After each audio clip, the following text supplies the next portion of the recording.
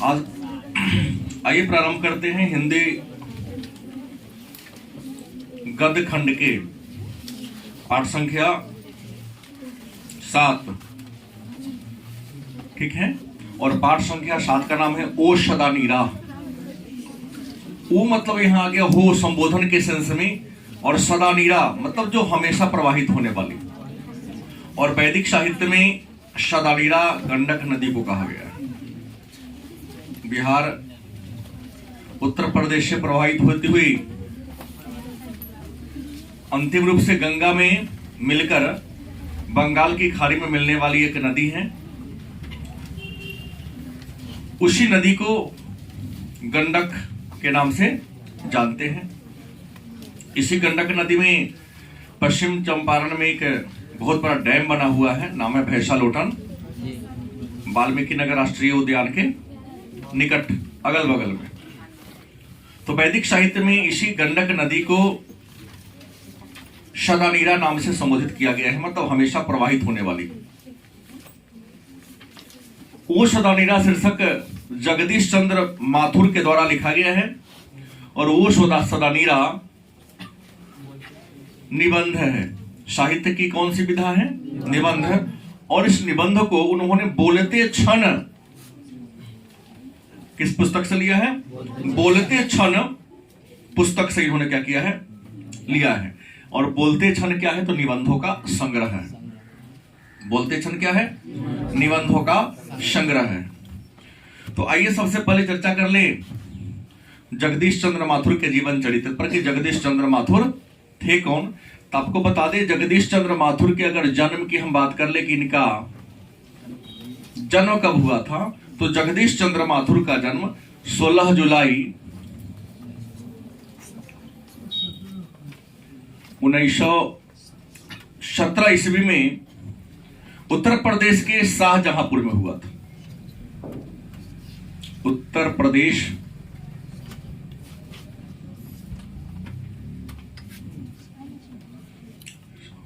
शाहजहांपुर में इनका जन्म हुआ था। अगर मृत्यु की बात कर ले कि इनकी मृत्यु कब हुई, तो 14 मई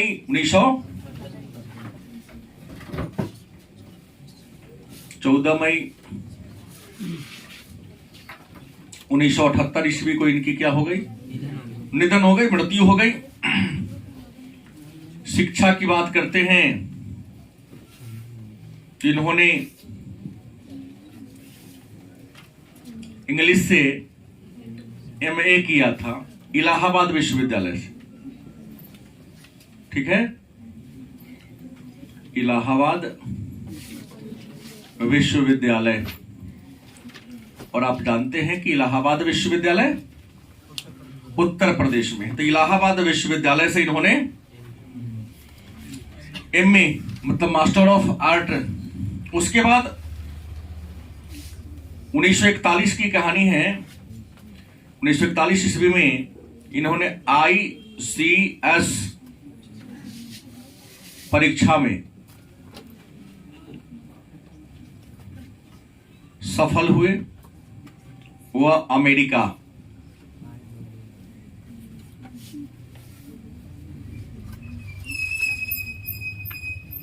प्रशिक्षण के लिए गए।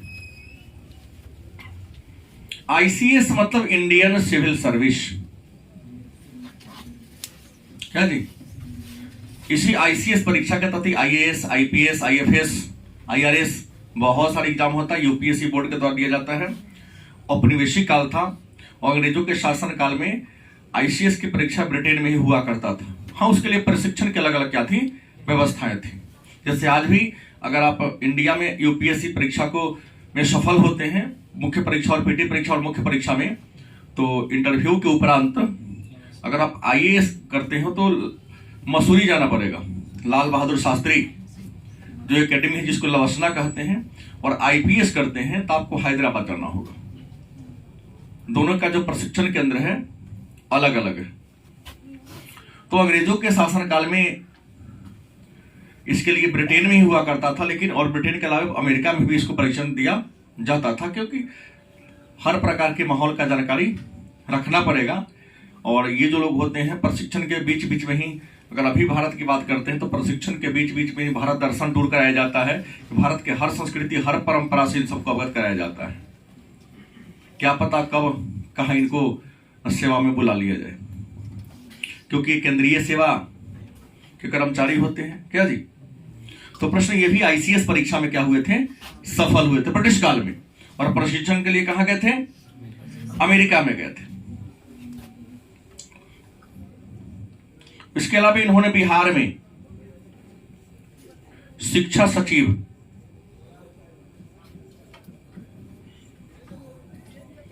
बिहार सरकार के यहां में हर डिपार्टमेंट में एक शिक्षित व्यक्ति को डिपार्टमेंट के जो मंत्री होते हैं अपना सचिव बना कर रखते हैं, जैसे ही बिहार में शिक्षा सचिव के पद पर इन्होंने क्या किया था? काम किया था। इसके अलावा 1944 की कहानी बता दूं, वैशाली महोत्सव का।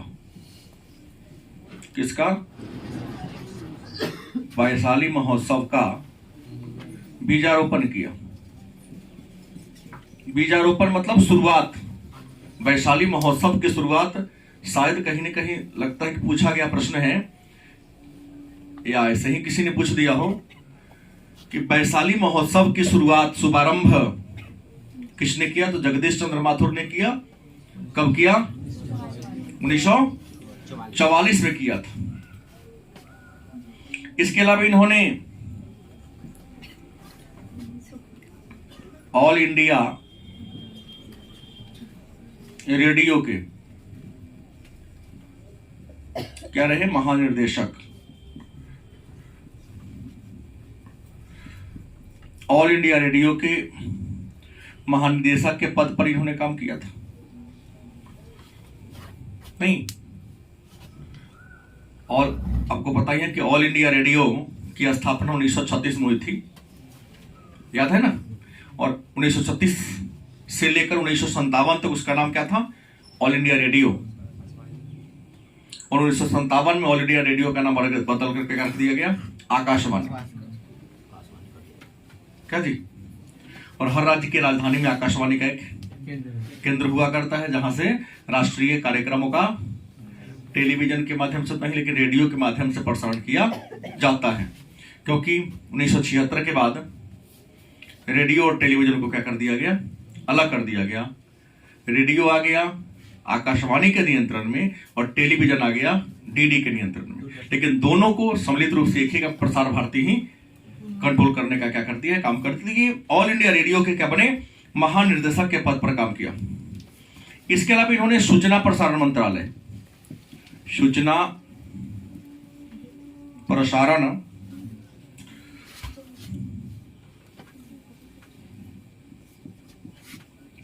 प्रसारण मंत्रालय में हिंदी के सलाहकार के रूप में काम किया था। एक विशेष बात हम इससे पहले भी चर्चा किए थे आप लोगों के सामने कि हिंदी साहित्य के जितने भी हमारे साहित्यकार हुए हैं, एक दो ही ऐसे हैं जो हिंदी से में की शिक्षा प्राप्त किया हो। अधिकांश देखने को मिलता है, जैसे अभी तक हम लोगों ने 20 कवि के बारे में पढ़ा है, काव्य खंड को लेकर और यहां लेकर के 13 तो खैर वही हम लोगों ने पढ़ लिया, और 7 कितना होगा? 20 हो ही गया। तो 20 में हम लोगों ने क्या देखा कि एक ही तो ऐसे कवि मिले हैं जिन्होंने हिंदी से में किया है। अभी तक एक ही मिले हैं, गजानन माधव मुक्तिबोध, अभी पढ़ाया नहीं हूं। हाँ, तभी जहां तक पढ़े मैंने वहां की चर्चा की, एक दो ही मिले हैं। तो प्रश्न है कि सूचना प्रसारण मंत्रालय में हिंदी के क्या रूप में काम किया था? इन्होंने सलाहकार के रूप में काम किया था। इसके अलावा हार्वर्ड विश्वविद्यालय में,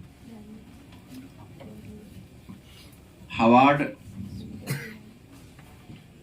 विश्वविद्यालय में विजिटिंग प्रोफेसर के रूप में काम किया था। कुछ दिनों के लिए, कुछ महीनों के लिए बुला करके किसी विशेष टॉपिक पर व्याख्यान देने के लिए इनको बुलाया जाता था, क्योंकि साहित्य के बहुत बड़े विद्वान थे। ऐसे भी अंग्रेजी से में थे तो अंग्रेजी के भी विद्वान थे। तो इनको किसी देश में किसी टॉपिक पर लेक्चर देने में किसी प्रकार की परेशानी शायद नहीं हुआ करती थी। तो ये हार्वर्ड विश्वविद्यालय में, और हार्वर्ड कहाँ है? अमेरिका में। कैम्ब्रिज लंदन में है, इंग्लैंड में है, लेकिन हार्वर्ड कहाँ है? अमेरिका में। ऑक्सफोर्ड भी यहीं अमेरिका में ही है। तो हार्वर्ड विश्वविद्यालय में ये विजिटिंग प्रोफेसर के रूप में क्या किया था? काम किया था। अगर हम सम्मान की बात करें कि साहित्य के क्षेत्र में इन्हें कौन कौन सा सम्मान दिया जा चुका है, तो साहित्य के क्षेत्र में सबसे पहले आपको बता दें, विद्या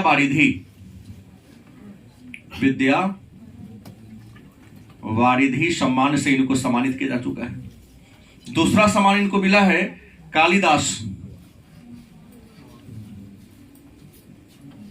कालिदास अवार्ड भी इनको साहित्य के क्षेत्र में दिया जाता है। तीसरी अवार्ड की बात करें, बिहार राजभाषा पुरस्कार, बिहार राजभाषा पुरस्कार इनको मिला था। चौथा बात करें तो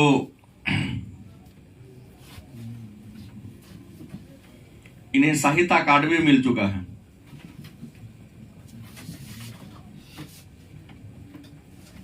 लेकिन मेन आपके पुस्तक में इन तीनों के बारे में क्या है? चर्चा है। तो विद्या वारिधि अवार्ड, कालिदास अवार्ड और बिहार राजभाषा पुरस्कार, ये तो आइए गया भाषा के क्षेत्र में है, लेकिन ये दोनों भी साहित्य के क्षेत्र में दिए जाने वाला क्या है? अवार्ड है। रचना की अगर हम बात कर ले कि इनकी प्रमुख रचना कौन कौन है, तो रचना में कई बातें आ जाती हैं। इन्होंने कुछ निबंध भी लिखा होगा, कुछ नाटक भी लिखा होगा, और कुछ, तो सबसे पहले हम चर्चा करते हैं एकांकी। कुछ नाटक भी इन्होंने लिखा था। अब प्रश्न होगा कि नाटक और एकांकी क्या हो, तो एक दृश्य वाला जो नाटक होता है उसको एकांकी कहते हैं, जिसमें एक ही अंक होता है, एक ही बार मंच पर सारे कलाकार आए क्रमिक रूप से, और अंत में खत्म होने के बाद एक ही बार पर्दा क्या होता है?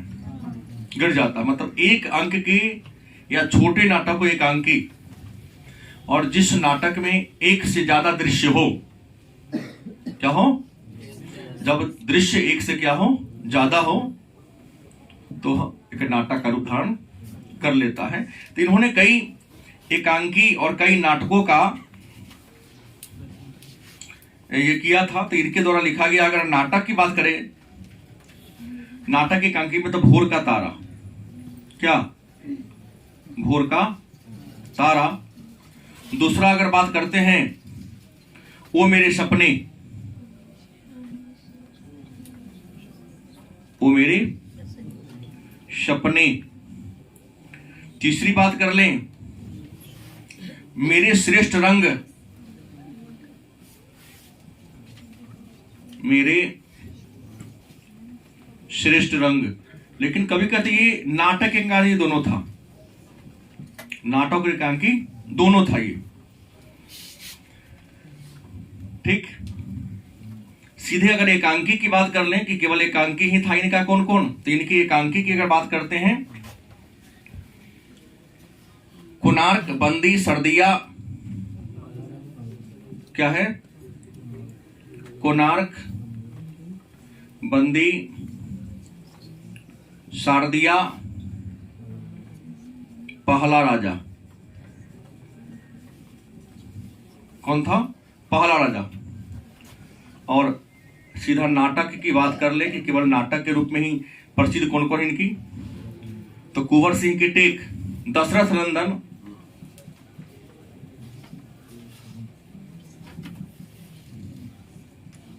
कुंवर सिंह की टेक, गगन सवारी,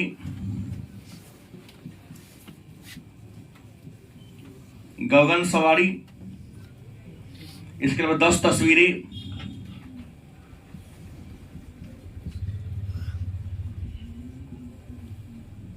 और एक हमने कहिए दिया है बोलते क्षण, क्या है ये? क्या है? नाटक संग्रह है। किनके द्वारा लिखा गया है? जगदीश चंद्र माथुर के द्वारा। और आइए हम लोग शुरू करते हैं। ओ सदा नीरा जो बोलते क्षण नाटक संग्रह से लिया गया है। और इस नाटक में जगदीश चंद्र माथुर ने बिहार में के पूर्वी चंपारण, पश्चिमी चंपारण से प्रभावित होते हुए उत्तर प्रदेश में प्रवेश करके गंगा नदी में मिलने वाली गंडक नदी और गंडक नदी के दोनों किनारे हमारे जो प्राचीन संस्कृति थी, हमारी जो प्राचीन परंपरा थी, उन प्राचीन परंपरा और संस्कृति के बारे में कवि जगदीश चंद्र माथुर ने क्या किया है? चर्चा किया है। कवि कहते हैं कि बिहार के उत्तर और पश्चिम कोना में एक जिला है जिसे चंपारण के नाम से जानते हैं। चंपारण आज दो भागों में बंट चुका है, एक पूर्वी चंपारण और एक पश्चिमी चंपारण। पूर्वी चंपारण का जिला मुख्यालय बेतिया है और पश्चिमी चंपारण का जिला मुख्यालय मोतिहारी। कवि कहते हैं इसी पश्चिमी चंपारण से होता हुआ एक नदी प्रवाहित होती है जिसका नाम है गंडक।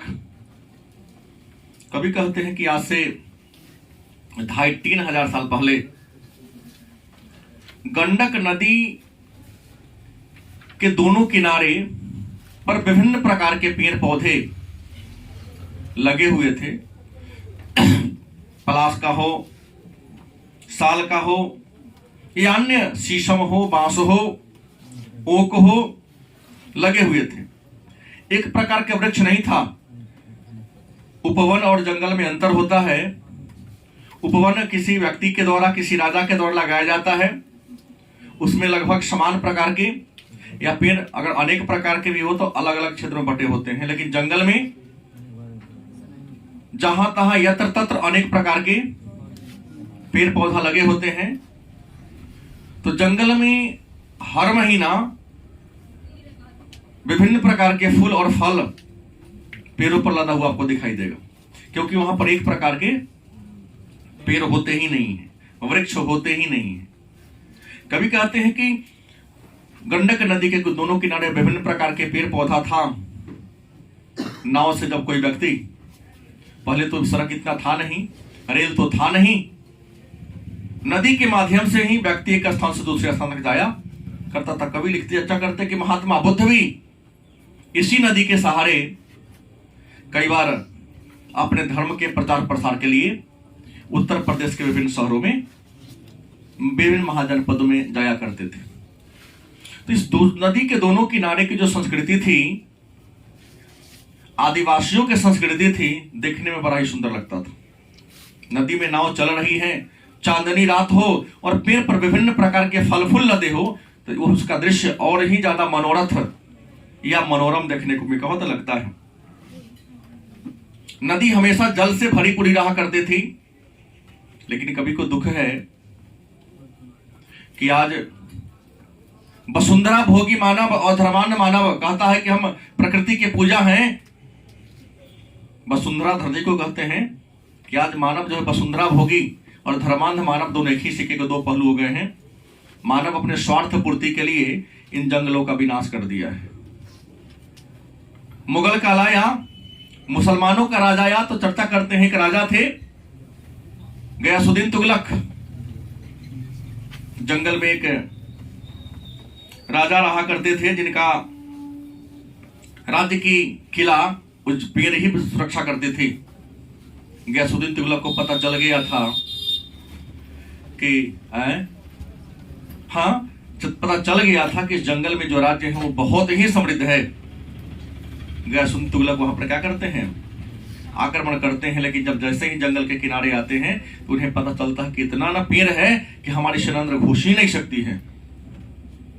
कहते हैं कि गयासुद्दीन तुगलक अपने घोड़ा से उतरा, तलवार निकाला, जंगल को कटना क्या कर दिया, शुरू कर दिया। जब राजा ने हथियार उठाया तो राजा के पीछे पीछे उनके सारे सैनिक सिपाही भी कुछ ही घंटों में इस पार से उस पार क्या कर दिया, सारा पेड़ को काट दिया और सड़क के रूप में क्या कर दिया, तब्दील कर दिया। मतलब जिस जंगल को भेदा नहीं जा सकता था, अभेद वह जंगल था, किला के रूप में, ऐसे पेड़ों को काटा कि पूरा जंगल अब भेद्य हो गया। जंगल की गोपनीयता क्या हो गई, समाप्त हो गई। और उस राजा पर जाकर के कब्जा कर लिया। कर्नाटक वंश के राजा थे, नाम था हरि सिंह। हरि सिंह के राज को यासुन तुगलक ने क्या कर दिया, तहस नहस कर दिया। जंगल ही हरि सिंह का सुरक्षा का आधार था, लेकिन पेड़ कटा। हरि सिंह को लगा हमारा प्राण बचने वाला नहीं है, अपने राज्य को छोड़कर नेपाल भागे। कभी कहते ऐसे आए और जंगलों को नाश किया। उसके बाद कुछ राजा महाराज आए, चाहे वो बेतिया महाराज हो या अन्य कोई महाराज हो, अपने घर की सुंदरता, घर की शोभा को बढ़ाने के लिए, जंगल काष्ठ को प्राप्त करने के लिए मोटे मोटे वृक्षों को काट लिया और अपने घर को, शोभा को बढ़ा दिया। कहते हैं कभी वसुंधरा भोगी और धर्मांध मानव में कोई अंतर नहीं है, दोनों एक ही सिक्के के क्या है, पहलू हैं। एक और वृक्ष को हम पूजा करते हैं नहीं, और दूसरी ओर अपनी आवश्यकता को पूरा करने के लिए वृक्ष को क्या करते हैं, काट देते हैं। तो कई राजा महाराजा ने ये किया। अंग्रेज आए तो पहले रेल का पटरी लकड़ी का ही बना करता था, स्लीपर जो था लकड़ी का ही बना करता था। अंग्रेज ने भी रेलवे के विस्तार के लिए, रेल के बोगी बनाने के लिए, रेल का स्लीपर बनाने के लिए, आज ना सीमेंट का स्लीपर बनना शुरू हो गया है, लेकिन पूर्व में आप देखेंगे पुराना जहां लगा हुआ है वहां लकड़ी का ही स्लीपर बना करता था। रेल का स्लीपर बनाने के लिए बड़े पैमानों पर जंगलों की कटाई किया। रेल मार्ग निकालने के लिए बड़े पैमानों पर जंगलों की कटाई कर दिया। और इंसान की आबादी जैसे बढ़ती गई तो इंसान अपने बढ़ती हुई आबादी को भरपेट भोजन उपलब्ध कराने के लिए, मतलब कृषि के विस्तार के लिए बड़े पैमानों पर जंगलों की क्या किया, कटाई किया। इसका परिणाम यह हुआ, कभी कहते हैं कि जो गंडक नदी था, जिसके किनारा लदा हुआ पेड़ और नदी में लहराती हुई प्रवाहित होने वाली उसकी धारा इतना मनोरम लगती थी, आज नदी एक नवेली दुल्हन की तरह लजाकर शर्माकर चलती है। क्योंकि नदी में पानी केवल बरसात के महीना में हुआ करता है, बाकी बरसात के महीना के बाद देखिएगा तो कहीं यहां पानी है, थोड़ा इधर पानी है, नाला की तरह गलत सही प्रवाहित हो रही है। मतलब ऐसे लगता है कि लजाती हुई, किसी तरह से अपने लाज को बचाती हुई प्रवाहित हो रही है। कभी को इस बात का क्या है, बड़ा दुख है। कभी कहते हैं कि हरि सिंह तो वहां से क्या होते, भाग जाते हैं। हरि सिंह के भागने के बाद जंगल की कटाई क्या होती, शुरू हो जाती है। चंपारण की धरती प्राचीनता और नवीनता का मिश्रण है। यहां आज भी जाएंगे तो कुछ प्राचीन संस्कृति देखने को मिलेगी और नवीन संस्कृति भी यहां देखने को मिलती है। कभी कहते हैं राजा महाराजा तो चले गए, मुगलों का शासन तो चला गया, दिल्ली सल्तनत के राजाओं का शासन तो चला गया, लेकिन मुगलों के बाद भारत पर अंग्रेजों का दबदबा बढ़ने लगा। जब British east India company Bharat पर क्या की, शासन की, तो प्रारंभ में तो कंपनी व्यापार करने आई थी और व्यापार के उद्देश्य को आधार मानकर धीरे धीरे यहां को के सत्ता को अपने हाथ में कर लिया। नहीं, अपने फैक्ट्री में जो कच्चा माल चाहिए था, उनके जरूरत के जिन वस्तुओं की जरूरत था, यहाँ के राजा महाराजा जमीन पट्टा पर ले लिया करते थे, लीज पर ले लिया करते थे और अपने जरूरत के चीजों को यहाँ पर खेती करवाते थे। उन्हीं में हम केवल चंपारण की बात करते हैं। 18वीं शताब्दी में जब इंग्लैंड में औद्योगिक क्रांति हो गई, ब्रिटिश ईस्ट इंडिया कंपनी के कुछ कर्मचारी आए और बेतिया के जो राजा थे, बहुत बड़े जमींदार थे। हालांकि बेतिया के राजा के पास अपना कोई संतान नहीं था, न बेटा था न बेटी। उनके मरने के बाद ही उनका राज धीरे धीरे तहस नहस हो गया। तो बेतिया के राजा से हजारों एकड़ जमीन अंग्रेज बागान मालिक क्या लिए, लीज पर ले लिए, बहुत कम मूल्य पर। ऐसे भी लगता था कि पड़ती न रहता है, कुछ तो आएगा, और वहां नील की खेती करवाना शुरू कर देते हैं। नील की खेती करवाने के लिए जो गोरे बागान मालिक थे, ये दक्षिण भारत खास करके छोटा नागपुर के पठारी क्षेत्र से कुछ आदिवासी को लाए थे। उन आदिवासियों में उरांव, मुंडा, लोहार जनजाति के लोग हैं। कभी कहते हैं कि ये जो उरांव है धांगर भाषा का शब्द है। गलत सही? धांगर शब्द उरांव भाषा का एक शब्द है जिसका शाब्दिक अर्थ होता है भारे का मजदूर। मतलब भारा पर छोटा नागपुर के पठार से गोरे बागान मालिक आदिवासियों को पकड़ के लाए थे और यहां नील के बागानों में क्या करते थे? खेती कराते थे। अब कहोगे सर ये नील की खेती करते क्यों थे? तो ये लोग नील की खेती इसलिए करते थे क्योंकि प्रारंभ में नील का उपयोग रंग के रूप में किया जाता था, वस्त्र को रंगने के लिए किया जाता था। कहा जाता है कि नील की खेती काम करने के लिए आए थे। रामनगर का नाम आपने सुना होगा, पश्चिमी चंपारण में ही है। रामनगर के राजा यहां आए थे। जब आए तो उनकी तो तूती बोलती थी, उनके डर से कोई बोलता ही नहीं था। ये लोग भी आए तो नील की खेती करना शुरू कर दिए और ये दक्षिण बिहार से भूइया जनजाति के लोगों को लाए थे। हालांकि कुछ लोग कहते हैं कि भूइया आदिवासी है, लेकिन भूइया कहा था कि मैं आदिवासी नहीं हूं, हम सामान्य जाति के हैं। संभवतः यह आदिवासी नहीं, मुसहर जाति के लोग हैं भूइया। कहते कि अंग्रेजों के आने से पहले, नीलों के आने से पहले चंपारण की भूमि इतना निर्मल थी कि जब नदी में जल प्रवाहित होती है तो लगता था वृक्षों के जड़ से जब टकराती थी तो नदी के जल का जो स्वर था, लगता था कि सरस्वती माता बीना बजा रही है। टकराती हुई निश्चल नदी में कोई गंदगी नहीं थी। आज तो आप किसी नदी में जाकर देख लीजिए, कुछ कूड़ा कचरा बहाते हुए दिखाई देगा। कभी कहते हैं पहले नदियां इतनी पवित्र थी, इतनी स्वच्छ थी कि बड़ी आसानी से कहीं का भी जल उठा के पी सकते थे। नदी ऐसे जल उसकी लहरती हुई बिलखती हुई चला करती थी।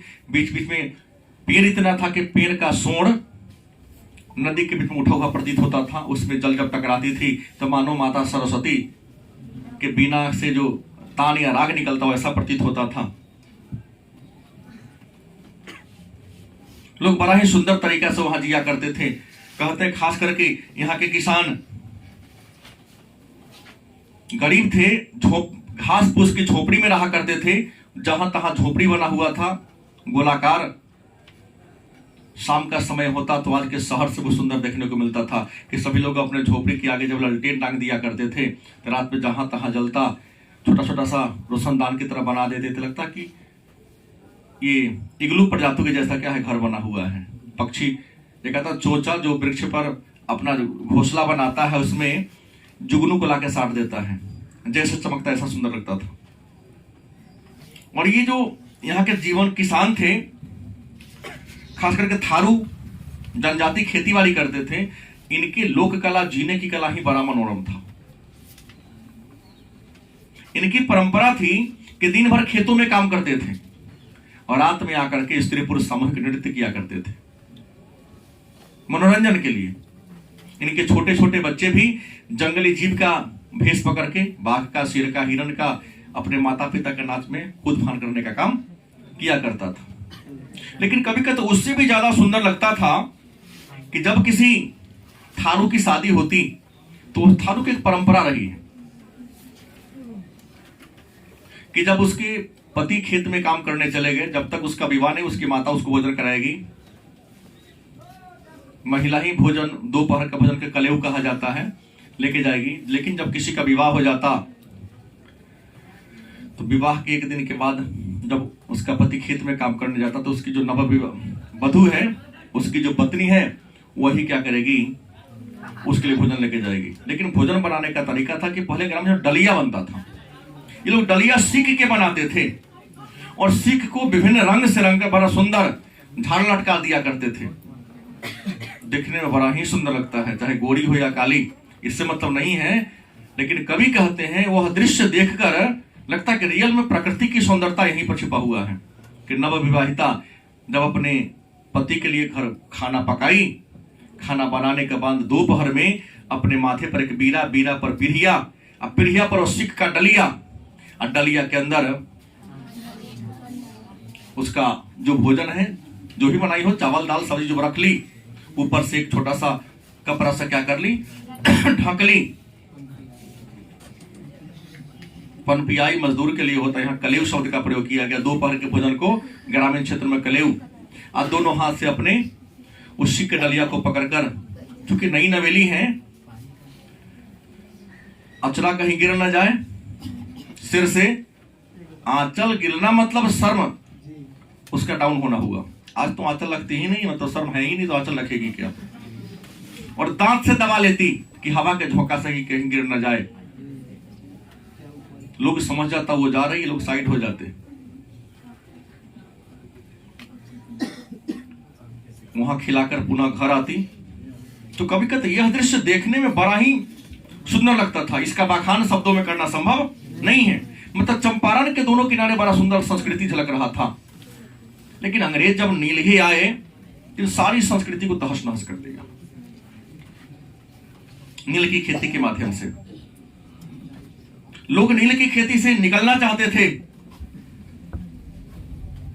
लेकिन चंपारण के किसान आज भी वहां के लोग बड़ी सीधे साधे हैं। आप कभी जाके देखिएगा, आज भी वहां लोग सामान्य जो बहुत निर्धन है या नॉर्मल है, जमींदारों का बड़ी सम्मान करते हैं, उनके से भय खाते हैं, उनके सामने ऊपर नहीं बैठते, नीचा ही बैठता है। मैं तो अभी भी देखता हूं, उधर कई रिश्तेदार हैं, जाने के क्रम में चप्पल आज भी नीचे रख के ऊपर चढ़ता है। पैसा कम उसके पास नहीं है, सब चीज है, लेकिन एक सम्मान है, परंपरा चलते आ रहा है। लेकिन अंग्रेज आया तो इन परंपराओं को तोड़ दिया। ये लोग भोजपुरी और हिंदी का मिला जुला रूप बज्जिका टाइप में बोलते हैं, मिली जुली भाषा इनकी है, हम लोगों की तरह। अब कभी आए तो पहले नीलही जो आए तो पहले तो बेतिया महाराज से जमीन लेकर संगने की खेती करते थे, बाद में परंपरा बना लिया, धौक जमा लिया अपना कि हर किसान को 20 कट्ठा जमीन के 3 कट्ठा पर की खेती करनी, मतलब 3 कट्ठा व्यवस्था करना है। किसानों को मजबूर किया जाता था नील की खेती करने के लिए। तो प्रारंभ में तो लोगों ने नील की खेती किया क्योंकि इनको लाभ मिलता था, लेकिन जब कृत्रिम नील बन गया, केमिकल आधारित नील बन गया, तो बिहार से में बनने वाले नील का डिमांड क्या हो गया। अब नील का खेती किसानों के लिए लाभ का सौदा नहीं रहा। लोग नील की खेती से मुक्ति पाना चाहते थे, 3 कट्ठिया व्यवस्था से मुक्ति पाना चाहते थे, लेकिन अंग्रेज इस 3 कट्ठिया व्यवस्था से भारतीय किसानों को, खासकर के चंपारण के किसानों को मुक्त होने देना नहीं चाहते थे। और चंपारण में तो ये जो मजदूर किसान थे, खेती बड़ा दयनीय था। दयनीय इस मामले में था कि उस क्षेत्र के जो जमींदार थे, जो साहब थे, अगर उनको अपना बर्थडे मनाना हो, बेटी का ब्याह करना हो, घर में पूजा करना हो, हाथी खरीदना हो, घोड़ा खरीदना हो, हर अवसर पर जबरदस्ती उनसे टैक्स लिया जाता था और नहीं देने वाले के साथ मारपीट किया जाता था। इन्हीं राक्षसों में कभी लिखते हैं कि राक्षस और थे, अमलवा कोठी के जमींदार इमन साहब। इनका आतंक तो और खतरनाक था। इमन साहब के बारे में लिखते हैं कि इनका तो विचारधारा ही कह सकते हैं कि राक्षस से कम था ही नहीं। सुबह जब तक 2 आदमी को मर्डर नहीं कर देते, 2 का घर नहीं जला देते, ब्रश भी नहीं करते थे। रास्ते में इनकी बघी जा रही है, 1-2 मर गया, इनको वो शब्द भी नहीं निकालते थे।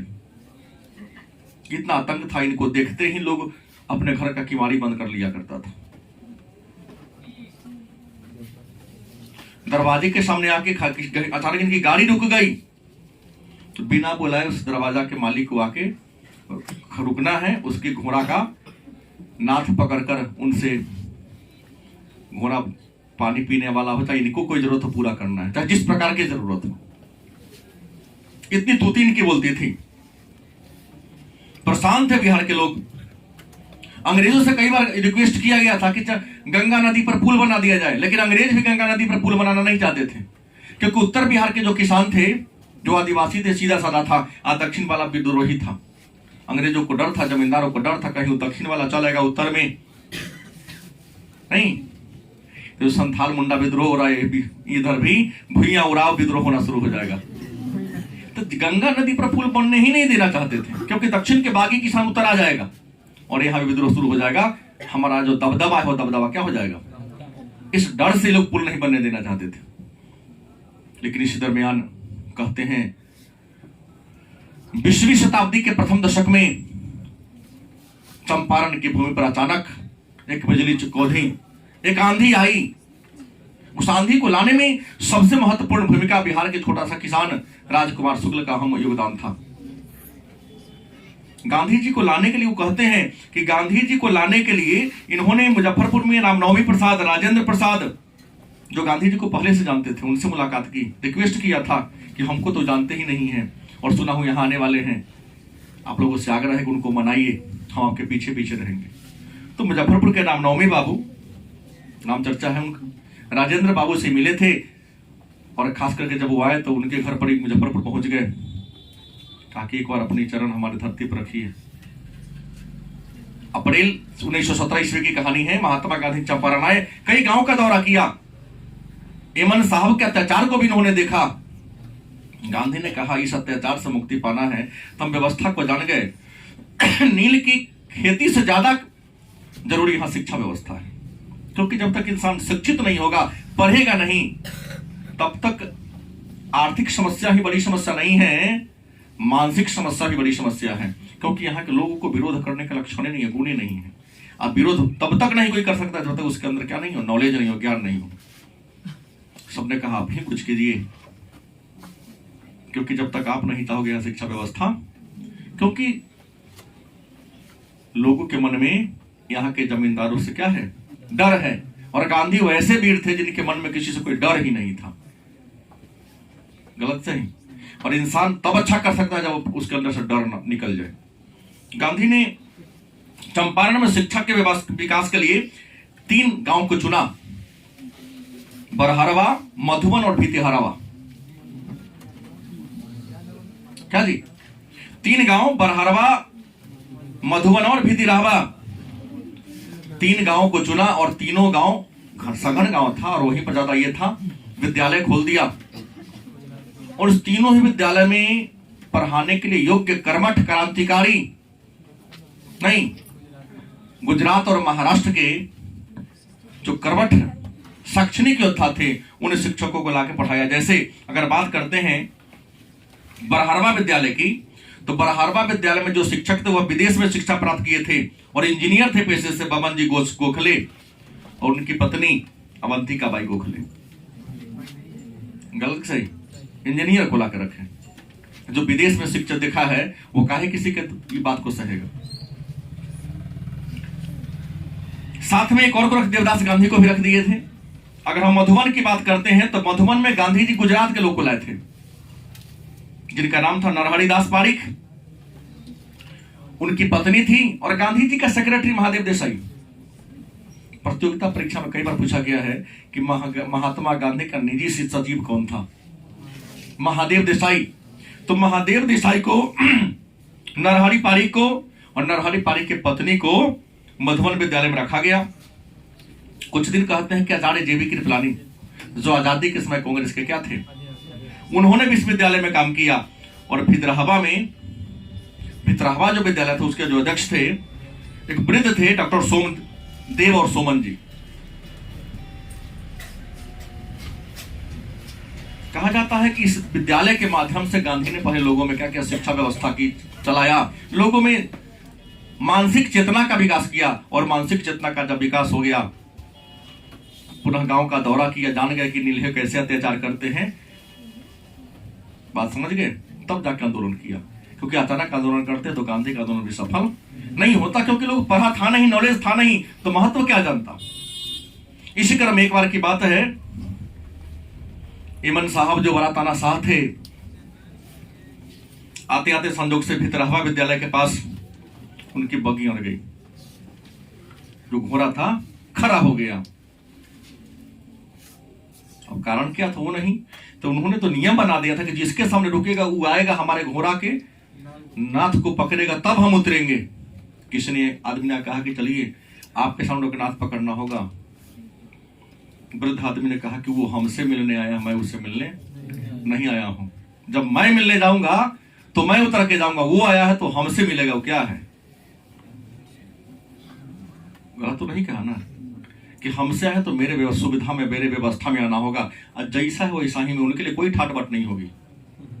और यह विद्यालय है, और विद्यालय में जैसे शिक्षा व्यवस्था है, आपको पढ़ना है तो इसी व्यवस्था में पढ़ना होगा, नहीं तो अन्य की तलाश करनी होगी। जोर से ही बोले थे इमाम साहब, इस बात को सुनने लगा कि हमारा विरोध करने वाला कोई, जब शिक्षक के ऐसा बात बोल रहा है तो इसका जो बचवा होगा क्या बोलेगा। इमाम साहब वहां से गाड़ी ये कर दिए। अब धीरे धीरे वह सम्मान बहुत बड़ी बात होती है। जैसे हमने सुना, जो वास्तविक जीवन की घटना बता रहा हूं, एक हलवाहा खेत में हल चला रहा था, उसके मालिक ने थोड़ा सा खाना पहुंचाने में देर किया, भूख लगी थी, खाना लेके पहुंचा तो उसको भूख शायद इतनी ज्यादा थी कि थोड़ा सा वो लेट हो गया, निकाला, दूध अंडा दिया, अपने मालिक को दिया। देखा कि अगल बगल में कोई देखा नहीं, तो उसने रिक्वेस्ट किया कि देखो हमारी तूती चलते तो किसी को कहना नहीं, ये सच्ची घटना है, गलत में बढ़ा चढ़ा के नहीं बोल रहा हूं। तो हम 5 कट्ठा जमीन देंगे, यह बात किसी को मत कहना कि हमने कुंवर जी को मार दिया है। 2 घंटे पर 5 कट्ठा। उनके मरने के बाद उस व्यक्ति ने इस कथा को कहा कि हमसे बहुत अपराध हो गई। कितने अच्छे लोगों को क्रोध में थोड़ा खाने में 2 घंटा लेट हो गया था, अब कहीं पंचायती करने चले गए दूसरे गांव। उस एरिया में कहीं भी कुछ होता था, जमींदार नहीं थे, ईमानदार इतने थे, और इसका इनके लोग इज्जत करता था। कोई बड़का तानाशाह भी नहीं थे। कहा कि ले लो, लेकिन किसी को नहीं कहना, तो जितना मेरा इज्जत है ना, वैल्यू लोग करते हैं, छोड़ देंगे। 5 कट्ठा उसको जमीन दे दिया। अब इमाम साहब बेचारा क्या करे, उनका तो विरोध हो गया। और जैसे विरोध हुआ, धीरे धीरे उनका जो परचम था, ये खत्म, तिलकठिया व्यवस्था भी गांधी जी के प्रयास से, चंपारण सत्याग्रह के माध्यम से क्या कर दिया गया, समाप्त कर दिया गया। तो इस तरह से जगदीश चंद्र माथुर ने वो सदा नीरा निबंध के माध्यम से चंपारण की जो प्राचीन संस्कृति है, जो सुविधा है, उनके बारे में क्या किया है, बताने का प्रयास किया है। और कैसे जंगल को काट देने के बाद उसकी परंपरा नष्ट हो गई है। पहले बाढ़ आती थी तो एक सीमा में बहती थी, और सन 1962 का बाढ़ आया तो कैसे चंपारण को तहस नहस कर दिया। इन सारे सुविधाओं के बारे में चर्चा इन्होंने इस निबंध में